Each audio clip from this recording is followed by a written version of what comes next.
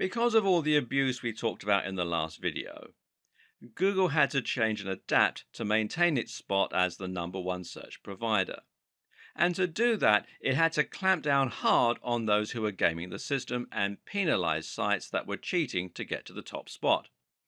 It did this by looking for obviously spammy strategies and de indexing or downgrading the sites.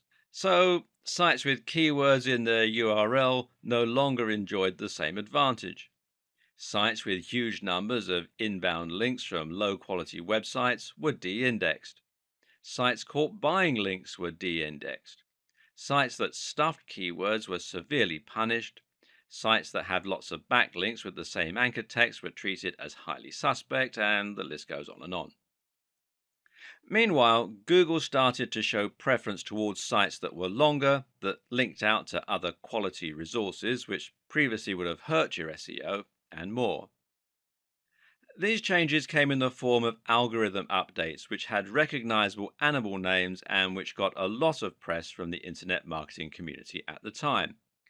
These were Penguin, which was designed to reduce the effectiveness of unnatural backlinks, and Panda, which was designed to favor sites that looked high quality. Google doesn't want a website owner to be able to artificially climb its SERPs. Rather, Google wants websites to climb the ranks only when they're genuinely valuable and popular with the audience.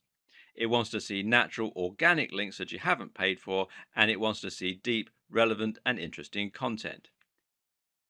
The old techniques that were once used to spam Google became known as black hat SEO, and the industry entered a dark period. It's hard to overstate just what the impact of these algorithms changes had on the SEO industry at the time, and on countless other industries as well. These changes ended up completely de indexing massive websites overnight.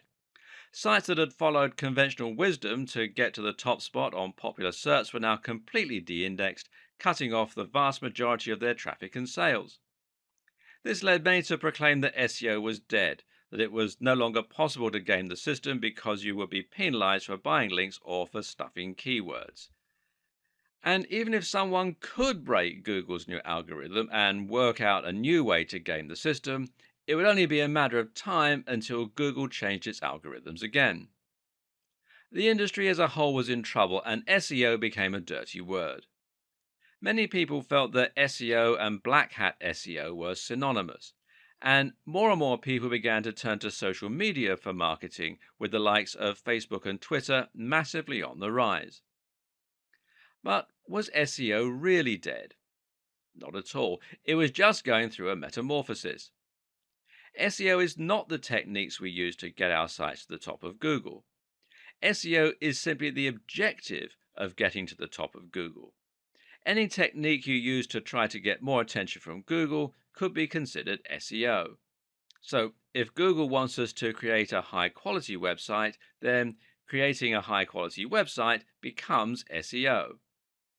The hard part is just unraveling what Google's idea of a high quality website should look like. Keyword research is still useful, for example, but we now know that Google doesn't want us to overly stuff our websites with those search terms. Instead, the recommendation hovers at around 1 to 2% keyword density. So, if you write a long article and include the search term a few times, that should be enough, as long as it's also in your code a little or in your file name. It's also worth noting that Google looks for keywords in specific places in your content and gives those extra value. Google will consider it a strong sign if your keywords are used in your headers or in the first paragraph of your content. Google also looks for synonyms, though, and related language, which is something that we'll discuss more later on. And it no longer cares about how many links you can get. It cares far more about how high quality those links are. So, if your links are from lots of highly trusted websites, then you'll find it does great things for your ranking. Google is also now looking at things like bounce rates, how long someone spends on your website, and it's looking at how your site renders on mobile and how quickly it loads. You can now get penalized for typos and mistakes. And Google is also looking at social sharing signs. If you have lots of plus ones from Google Plus, for example, then this can have a large positive impact. In short, Google is looking for signs of quality, relevance, and great design.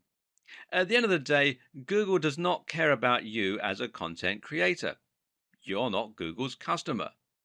Google's customer is the end user who searches for a key phrase because they want to get relevant information or find the answer to a question. So, if you forget the specifics and instead make your aim to deliver high quality content consistently targeted towards a specific subject matter, then your goals will be aligned with Google. That means Google will want to share your content with its users. And it means that each update and change Google makes should actually benefit you as a creator. This is what good SEO is about today. Forget trying to trick Google and instead think about your users and think about working with Google.